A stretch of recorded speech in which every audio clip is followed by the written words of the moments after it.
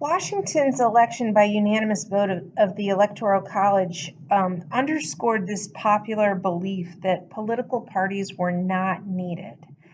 The Constitution itself did not mention political parties, and the framers assumed that none would actually arise, but they would soon be proven wrong. All those debates between Federalists and Anti-Federalists were really the first indication that a two-party system would eventually emerge. Go all the way back to colonial times when there were groups of legislators, so lawmakers, that would form these little temporary factions and vote together either for or against a specific policy. When an issue was settled, the factions would dissolve. So the dispute between Federalists and Anti-Federalists over the ratification of the Constitution really kind of resembled the factional disputes of an earlier period. What was unusual about this conflict is that it was at least a little bit more organized, especially by the Federalists. And this time it's organized across state lines. So, in that sense, it kind of was leading towards the creation of national parties.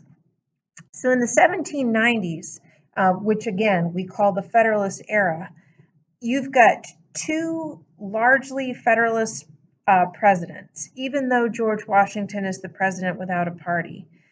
Political parties are beginning to form around two leading figures, Alexander Hamilton and Thomas Jefferson.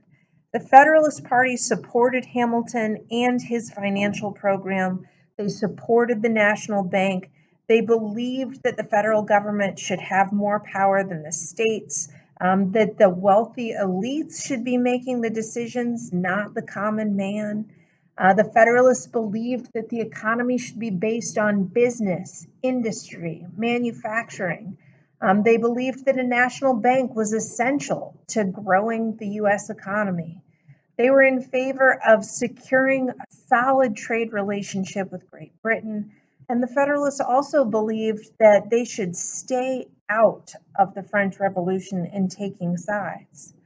Meanwhile, the growing Democratic Republican influence was shaping a lot of American views, especially in the South, where they believed the national government's power should be put in check and that the common man's voice should not be overshadowed by wealthy elites.